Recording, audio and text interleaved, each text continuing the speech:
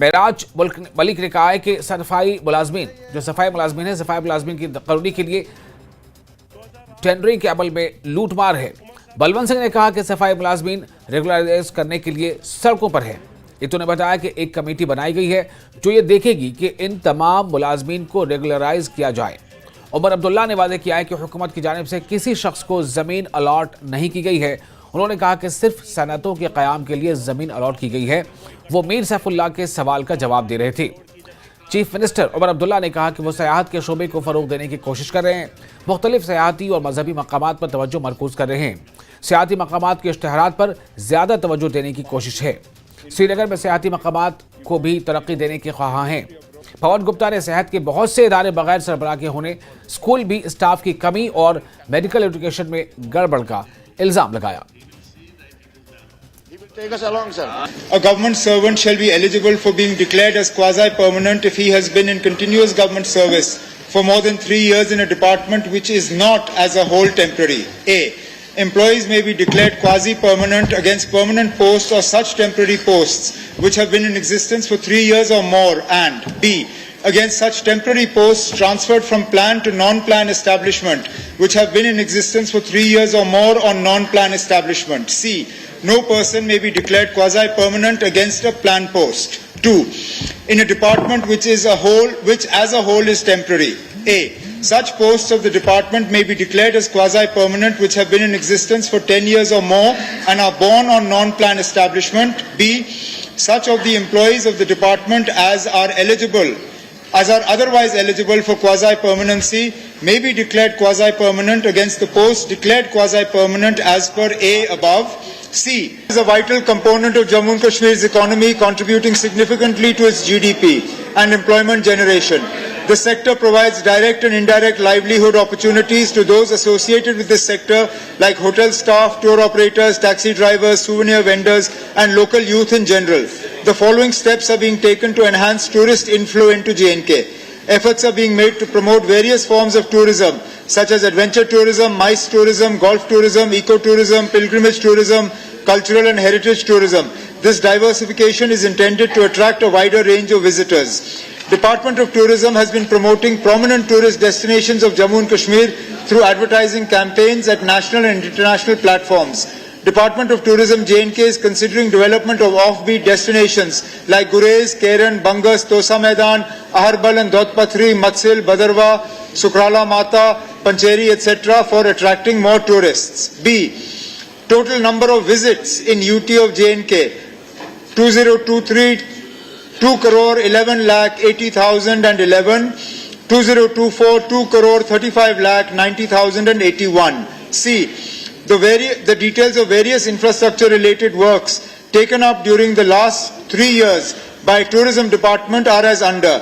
22-23 works taken up 984, works completed 549, 23-24 works taken up 1191, completed 516, 24-25 till date works taken up 1914, works completed 1057. Part D. At present there is no such proposal under consideration in the department. हम tourism board बनाने का नहीं सोच रहे हैं. Tourism promotion का काम हम जरूर करेंगे.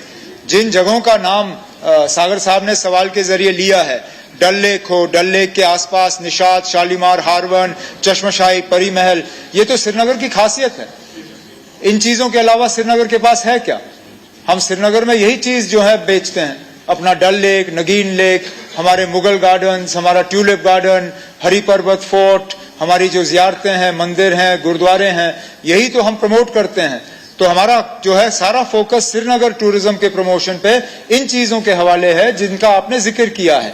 फर्क सिर्फ इतना है कि हमें नहीं लगता है कि यहाँ पे टूरिज्म प्रमोट करने के लिए हमें बोर्ड कायम करने की जरूरत होगी. और बीजेपी रुकन असेंबली आरएस पठानिया का कहना है कि हुकूमत ने ऐवान में यह एतराफ़ किया है कि अराजी पर तजावुजात हुए हैं. उन्होंने कहा कि हुकूमत को काबिज़ीन को फौरन हटाना चाहिए और अराजी को खाली कराना चाहिए. पहली बार सरकार ने सदन के पटल पे ये ऑफिशियली एडमिट किया है कि सरकारी ज़मीन एनक्रोचर्स के पास पड़ी है और उसका क्वांटम भी बताया गया 17,000 कुछ कनाल के नाम पे, और सरकार उस पर सोई है. जो लोग बार बार कई सालों से कई दशकों से अपने अपने प्लॉट का इंतजार करें, उनको प्लॉट तो मिला या नहीं मिला, लेकिन वो जो सरकारी जमीन अभी भी गैर अधिकृत अपने कंट्रोल में है, हमने कहा है कि समय सीमा निर्धारित की जाए। ये नहीं हम करेंगे कब करेंगे। और वो ऑफिसर जिन्होंने फैसिलिटेट की है, जिनकी इन्वॉल्वमेंट है इस एनक्रोचमेंट में, जिन्होंने बार बार अपने अपने कार्यकाल में इस एनक्रोचमेंट के ऊपर एक्शन नहीं किया, उनके ऊपर भी करप्शन के डेडवुड के तहत उनके ऊपर भी एक्शन होना चाहिए। सरकार को अपनी खुमारी से निकलना पड़ेगा। ये बार बार पहले ये फलाना ये हमने कहा है, ये एडमिनिस्ट्रेटिव लॉ का प्रिंसिपल है, पुराना भी इनका और नया भी इनका। सरकार the government act in continuity, और इस कंटिन्यूटी में ये काम करें, इस सबको ऑन करें और जितनी भी सरकारी जमीन इनके लीगल कंट्रोल में वो निकले और जम्मू कश्मीर के लोगों के लिए मुहैया हो पाए। और सीनियर नेशनल कॉन्फ्रेंस लीडर और एमएलए शमीमा फिरदौस ने एतराफ किया है कि जम्मू कश्मीर में बुनियादी अराजी पर तजावुजात का मसला हुकूमत के लिए एक बड़ी तशवीश और चैलेंज है। उन्होंने कहा कि गलती करने वाले ओहदेदारों के खिलाफ भी कार्रवाई की जानी चाहिए, जो अपने वक्त में जम्मू कश्मीर दोनों में बिला रोक टोक जमीन तजावुजात के जिम्मेदार हैं। एमएलए शमीमा फिरदौस में मौजूद है। आज बात हुई है कि सरकार ने भी माना है कि लैंड इंक्रोचमेंट हुआ है बड़े पैमाने पे। अब कैसे देखते हैं इस लैंड इंक्रोचमेंट को? ये बात सही है कि अभी हम देख रहे हैं कि लैंड की जो एनक्रोचमेंट हुई है वो हदें पार कर गई है।